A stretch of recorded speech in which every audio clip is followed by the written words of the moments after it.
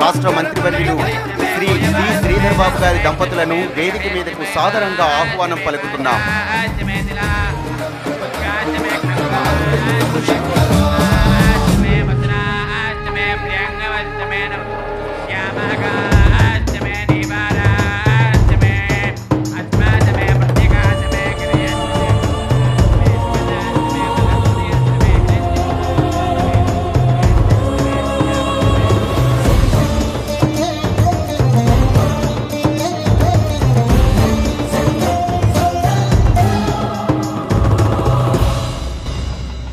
విశ్వేశలింగమై కనికరించరా,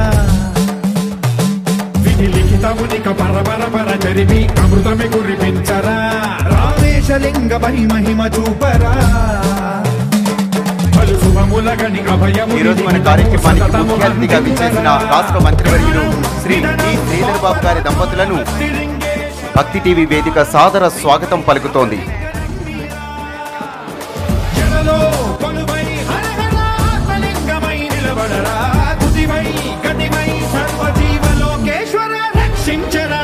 శివ శంకర హర హర శంకర జయ జయ శంకర దిగిరారా, భయతాండవ శంకర ప్రకట శుభంకర ప్రళయ భయంకర దిగిరారా. శివ శివ హర హర జయ జయ దిగిరారా, భయతాండవ శంకర ప్రకట శుభంకర ప్రళయ భయంకర దిగిరారా.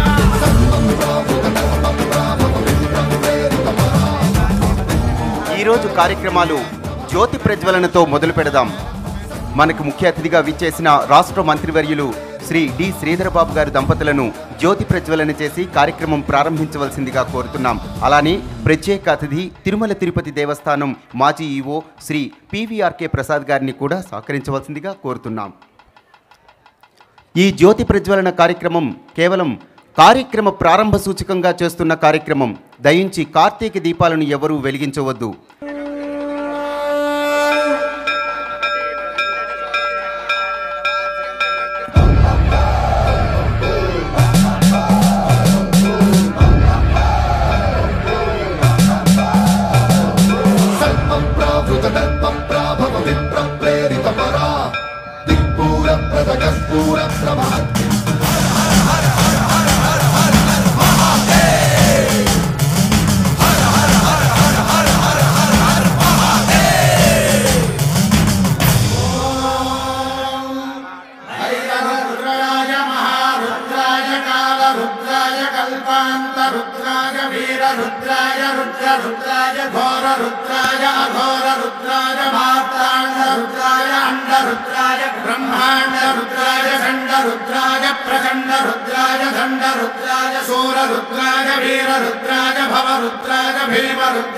జ్యోతి ప్రజ్వలన కార్యక్రమంతో ఈ రోజు కార్యక్రమం ప్రారంభించిన మన ముఖ్య అతిథి రాష్ట్ర మంత్రివర్యులు శ్రీ డి శ్రీధర్ బాబు గారి దంపతులకు, అలానే తిరుమల తిరుపతి దేవస్థానం మాజీ ఈవో శ్రీ పివిఆర్కే ప్రసాద్ గారికి, అలానే ఆధ్యాత్మికవేత్త శ్రీ నోరి నారాయణమూర్తి గారికి ధన్యవాదాలు.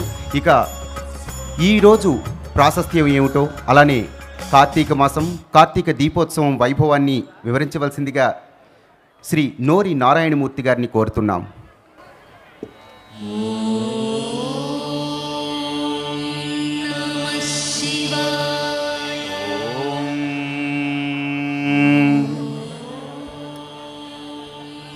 శ్రీ మహాగణాధిపతయే నమః.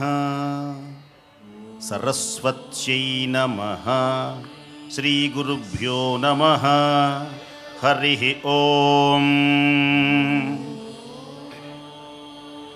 తుండమునే కదంతమును తోరపు బొచ్చయువామహస్తమున్.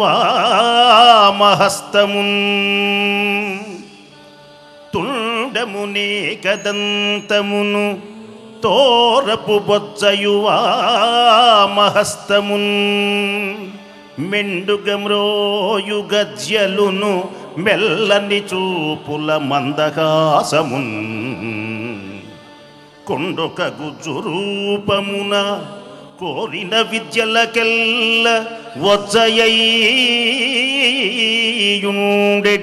పార్వతీ తనయా ఓయి గణాధిప నీకు మ్రొక్కెదన్ వ్రాలిన భక్తి మ్రొక్కెద అవారిత తాండవ కేళికిన్ దయాశాలికి శూలికిన్ శిఖరిజాముఖ పద్మ మయూఖమాలికిన్ బాల శశాంకమౌళికి కపాలికి మన్మథ గర్వ పర్వతోన్మూలికి నారదాది ముని ముఖ్య మనస్సరసీరుహాళికి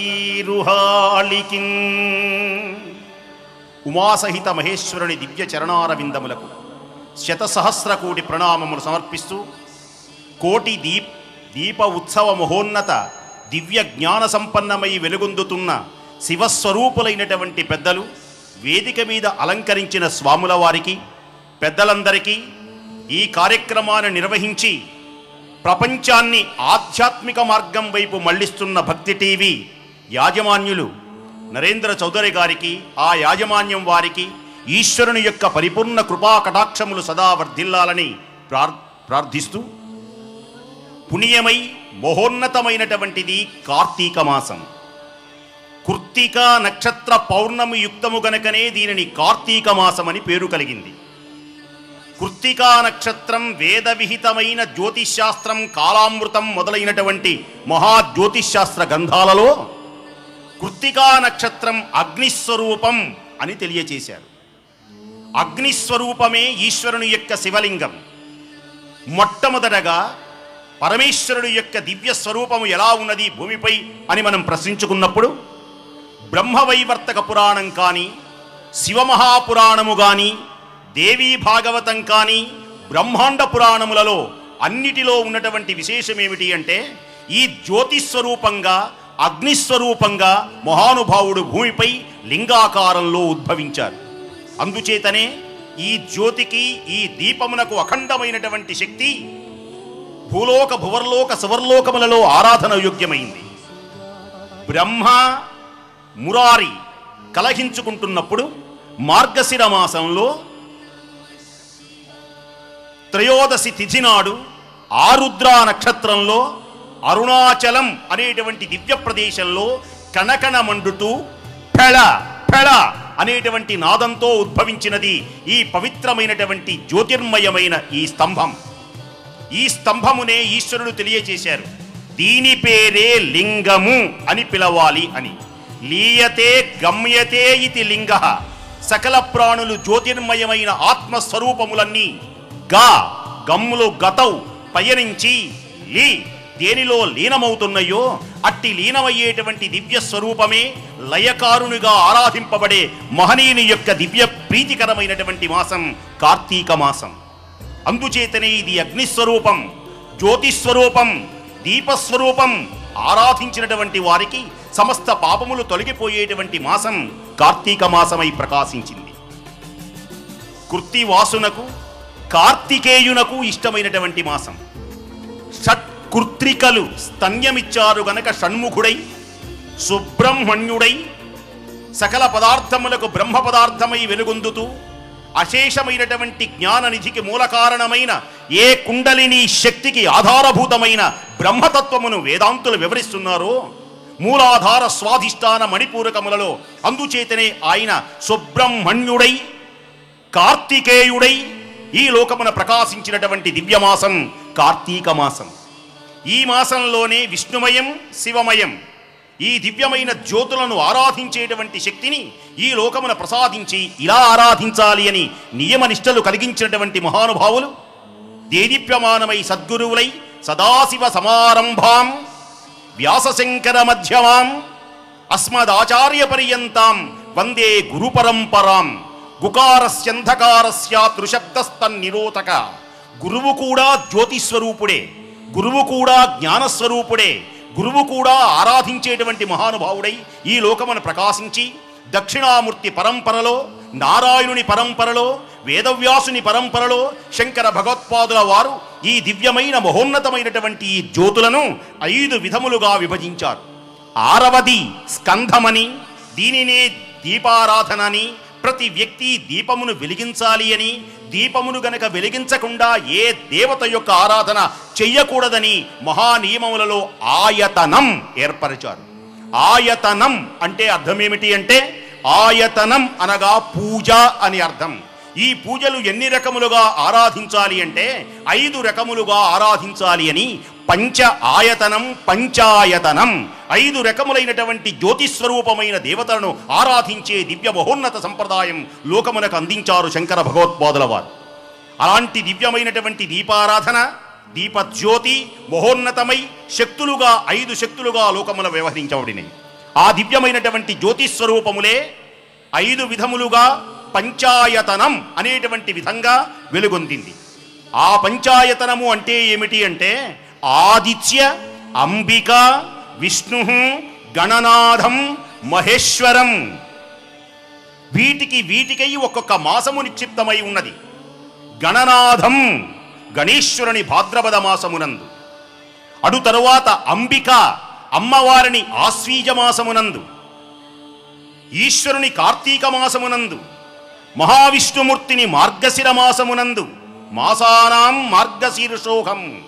విష్ణుమూర్తికి ఇష్టమైనటువంటిది మార్గశిర మాసమైతే సకల దేవతలకు ఇష్టమైనటువంటిది కార్తీక మాసం. అలాగే పరమ పావనమైనటువంటి ఆదిత్యుని పుష్యమాసంగా ఉత్తరాయణ పుణ్యకాలంలో రథసప్తమి దివ్యమైనటువంటి విధంగా ఆరాధిస్తారు. ఇక మొదటిదైనటువంటి ఆదిత్య, ద్వాదశాదిత్యులు. ఈ ద్వాదశాదిత్యులు ఎలా వెలుగొందారు అంటే, మార్గశిర మాసంలో వెలుగొందిన దివ్యమైన ఆరుద్ర నక్షత్రంలో ప్రకాశించిన ఈ దివ్యమైనటువంటి శివలింగమే ఫెళ ఫెళ నినాదములు చేసి బ్రహ్మదేవుడు, విష్ణుదేవుడు, సకల దేవతలందరూ ఆశ్చర్యచకితులవుతూ ఉండగా కొన్ని ఈ విస్ఫుట లింగములు ఆ ఒక్కసారి ఇలా పగిలి అగ్నిజ్వాలలుగా ఫెళ ఫెళ ఫెళ అని దూసుకుపోయినాయి. గగన మార్గంలో దూసుకుపోయినటువంటి ఆ నక్షత్రములే, ఆ జ్యోతులే, ఆ దీపములే ఈనాడు మనకు కనబడుతున్నటువంటి సూర్య భగవానుడు, ఈనాడు కనబడుతున్నటువంటి చంద్రుడు మొదలైనటువంటి నక్షత్రములన్నీ దేనిలో నుంచి ఉద్భవింపబడినవి అంటే శివమహాపురాణమునందు వేదవ్యాసుల వారు తెలియజేశారు. అద్భుతమైనటువంటి ఈ శివలింగములో నుంచే అన్నీ ఉద్భవింపబడినవి. ఆనాటి నుంచే జ్యోతిర్గణం గగన మార్గాన వెలుగొందడం మొదలుపెట్టింది.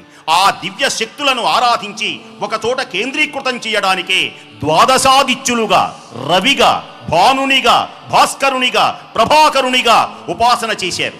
శ్రీరామచంద్ర ప్రభు అంతటి మహానుభావుడు రావణ బ్రహ్మను జయించాలి అంటే నవవ్యాకరణవేత్త మహాపండితుడై శివకోటి అనేకమైనటువంటి లింగములకు అభిషేకం చేసే నిరంతర శివ పూజా ధురంధరుని జయించాలి అంటే శక్తి చాలనప్పుడు ఈ ఆదిత్యునే ఆదిత్య హృదయం అనేటువంటి పేరుతో మహానుభావుడు యుద్ధ భూమిలో అగస్త్యుడు ఒక్కసారి జ్యోతిలా వెలుగొందాడట. శరీరంగా రాలేదు, గగన మార్గంలో నుంచి ఒక జ్యోతి స్వరూపంలో ఈ దీప ఆరాధనగా మహానుభావుడు అగస్త్య మహర్షుల వారు వెలుగొందారు. రామా, నీ శక్తి చాలడం లేదు, అందుచేతనే నీకు సూర్యోపాసన ఆదిత్య హృదయం అనేటువంటి ఒక మహామంత్రాన్ని నీకు నేను ఉపదేశిస్తానని ఉపదేశం చేసి దివ్యమైనటువంటి జ్యోతులతో ఈనాడు కోటి దీపోత్సవం ఏ విధంగా మనం జరుపుతున్నామో అట్టి దీప ఆరాధనగా, జ్యోతిర్లింగ ఆరాధనగా మహానుభావుడు దివ్య తేజోమయమైన సూర్యోపాసన చేసి రావణాసుని జయించారు అని మహారామాయణంలో నిక్షిప్తము చేయబడి ఉన్నది. అంతేకాదు, ఈశ్వరుడు ఈ జ్యోతి రాగానే, ఈ కాంతివంతంగానే భూమిపై 12 చోట్ల వెలిశాడు. వీటి పేరే ద్వాదశ జ్యోతిర్లింగములు. దేనికని 10 ఉండొచ్చుగా, 8 ఉండొచ్చు కదా, దేనికని 12 ఉంటాయి, ఎందుకని ద్వాదశ జ్యోతిర్లింగములు అన్నారు అనేది మనం ప్రశ్నించుకున్నప్పుడు శివమహాపురాణంలో వేదవ్యాసుల వారు చక్కగా వివరించారు ఈ జ్యోతులను. మేషం, వృషభం, మిథునం, కర్కాటకం, ఏదో ఒక రాశిలో ఈ ప్రజలందరూ దానిలోనే ఉంటారు. ఏదో నక్షత్రంలో, నక్షత్రానికి 4 పాదములు ఉంటే 4 పాదములకు ఒక్కొక్క రాశి ఉంటే ఈ రాసులన్నీ 12 కనుక 12 రాసులలో సూర్యుడు సంచరించేటువంటి జ్ఞాన సముద్రమై వెలుగొందుతుంది కనుక మహానుభావుడు ఈ భూమిపై స్వయం భూలింగములుగా, జ్యోతిర్లింగములుగా దేదీప్యమానంగా మహానుభావుడు ప్రకాశించాడు. అంతేకాదు, ఈ దివ్యమైనటువంటి జ్యోతి, ఈ దివ్యమైనటువంటి దీపము యొక్క మహా గొప్పతనము ఏమిటి అంటే మహామంత్రమును ఈనాడు మీకు ఉపదేశం చేస్తాను. అందరూ కూడా వింటేనే చాలు ఈనాటితో పాపాలన్నీ పటాపంచలైపోతాయి. ఓం నమస్తే అస్తు భగవన్ విశ్వేశ్వరాయ మహాదేవాయ త్ర్యంబకాయ త్రిపురాంతకాయ త్రికాగ్నికాలాయ కాలాగ్నిరుద్రాయ నీలకంఠాయ మృత్యుంజయాయ సర్వేశ్వరాయ సదాశివాయ శ్రీమన్మహాదేవాయ నమః.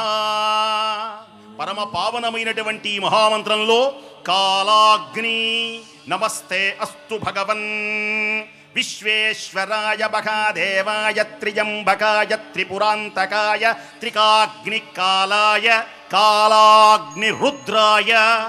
ఎవరి కాలాగ్ని? ఎవరి కాలాగ్ని? శివకేశవులకు భేదము లేదు అనడానికి కాలాగ్ని అత్యంత ప్రామాణ్యమైంది. దేనికని అంటే త్రిపురాసుర సంహారంలో ఈశ్వరుడు ఘోరమైనటువంటి తపస్సు చేశారు. కళ్ళు తెరిచి తపస్సు చేశాడు పరమేశ్వరుడు. అందరూ కళ్ళు మూసుకుంటే మహావిష్ణుమూర్తి ప్రత్యక్షమవ్వగానే నీవు నాకు సహాయం చేయాలి అని నారాయణుని పరమేశ్వరుడు కోరాడు. కోరడంతో త్రిపురాసుర సంహారం జరగాలి అంటే మామూలు కాదు. అవి స్వర్ణమయమైన ప్రాకారం, రజిత ప్రాకారం, ఇనుముతో ఉన్న ప్రాకారం. నారి కాని నారి కావాలి. ఏకకాలంలో ఆ రాక్షసుడు మరణించాలి. మరణించాలి అంటే ఏం చెయ్యాలి? రత్నసానుశరాసనం, రత్నసానుశరాసనం, రజితాద్రిశృంగనికేతనం, సింజనీకృత పన్నగేశ్వర అచ్యుతానలసాయకం, అచ్యుతానలసాయకం. ఇది గొప్ప విశేషం. అచ్యుతుడు ఏమైనాడు అంటే ఒక బాణమైనాడు. సాయకం అంటే బాణం. ఆ బాణమే కణకణ కణకణ మండుతున్న దివ్య జ్యోతి. ఆ జ్యోతియే ఈనాడు వెలుగుతున్నటువంటి దివ్య దీప ఆరాధనగా మనం ఆరాధించే పుణ్యమైనటువంటిది. రత్నసానుశరాసనం, రజితాద్రి శృంగ నికేతనం, సింజనీకృత పన్నగేశ్వర అచ్యుతానలసాయకం, క్షిప్రదగ్ధ పురత్రయం త్రిదశాలయైరభివందితం, చంద్రశేఖరమాశ్రయే మమ కిం కరిష్యతి వై యమః.